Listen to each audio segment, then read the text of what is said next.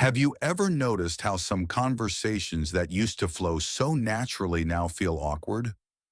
Like you're forcing it, trying to get back to how things were, but it just won't happen.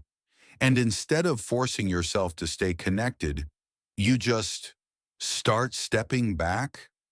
Not because you're angry or hurt, but simply because you respect yourself enough to know when it's time to pull away? If that sounds familiar, you're not alone. Today, we're diving into something so many of us face but don't often talk about: the slow, sometimes subtle shift in how we relate to others as we age. It's about how you can choose to let go and why that's actually a sign of strength and growth, not loss. Please like, subscribe, and share the reality of letting go by choice. We've all heard the saying, aging means losing people. And yes, sometimes it's true. People move, relationships drift apart, friends pass away, families change. But here's something a lot of people don't say enough. Sometimes you let go by choice. It's not always about loss happening to you. Sometimes it's about you deciding that certain connections don't serve you anymore. Because after years and years of experience, you start to realize that being close to someone without feeling truly connected is lonelier than being alone. Think about that for a second. How many times have you been in a conversation that felt forced, or caught yourself pretending to be interested or present, when really your heart wasn't in it? Maybe you stayed because you thought that's what you should do, but deep down it felt empty. That's the kind of loneliness I'm talking about. The loneliness of presence without connection. And you learn that it's okay, even necessary, to pull back. Not out of bitterness or anger, but out of respect for your own heart and your own peace. Honoring the changes within yourself. When you start to pull away from certain people, it's not about avoiding the world or running from others. It's about honoring the changes inside of you. You're not the same person you were 10, 20, or 30 years ago. You've grown, evolved, and changed. And that's something to embrace, not apologize for.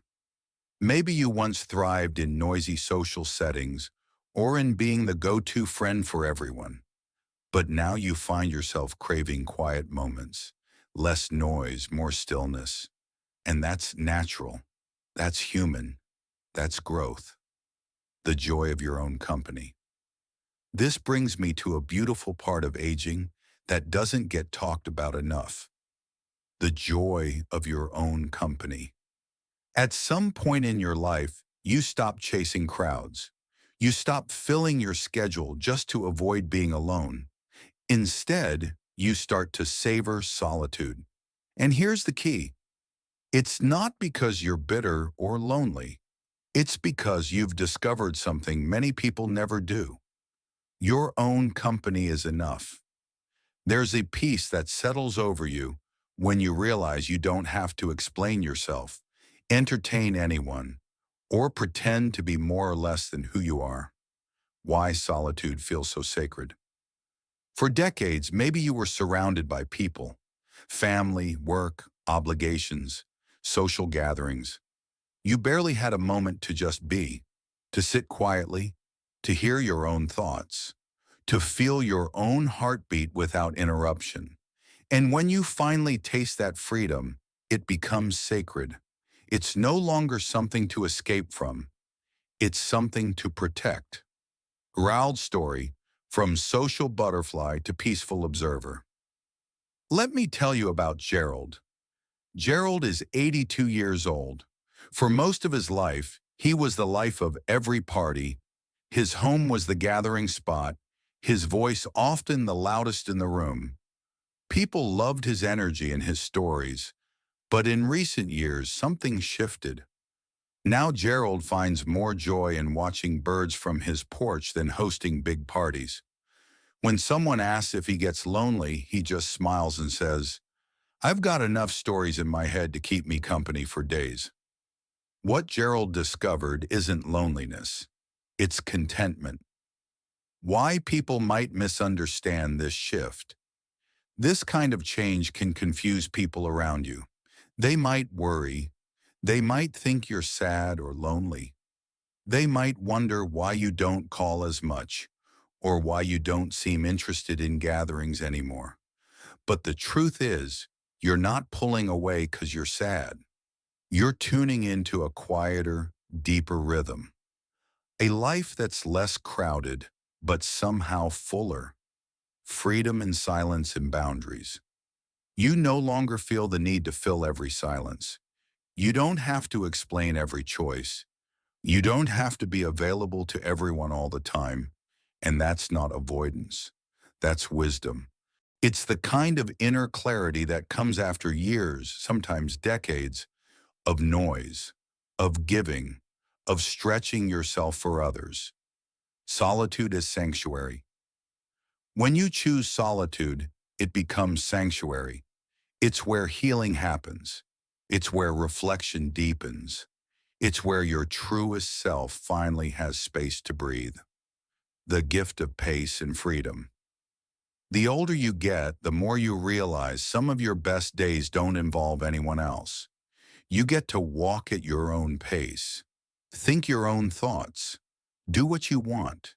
And for the first time in a long time, you feel free. Not because the world changed, but because you claimed your own space in it. If you're still watching and these ideas feel true to you, drop a 6 in the comments below. Let me know you're here, that this resonates. And if you haven't already, make sure to subscribe and hit the bell so you don't miss the next video. Your support helps me keep creating content like this. Content that matters.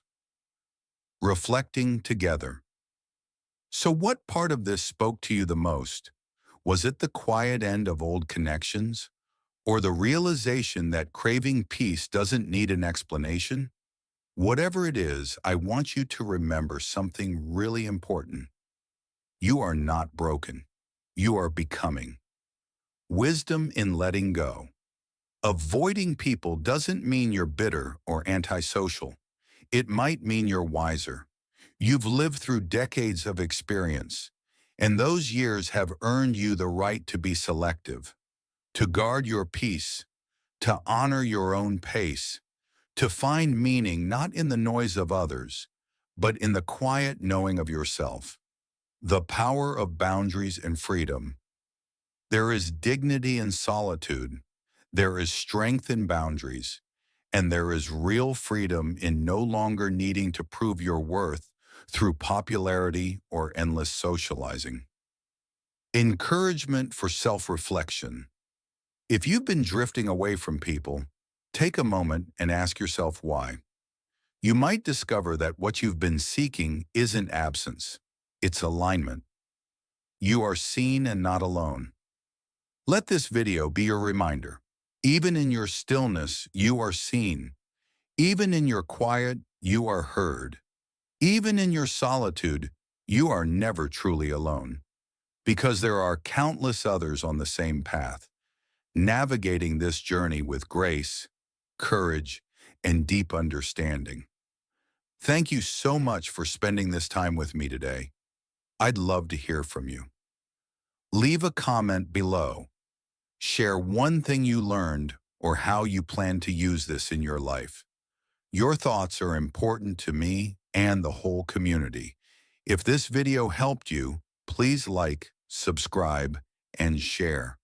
Your support helps me keep making content to inform and inspire. Thanks for watching, and I'll see you in the next video.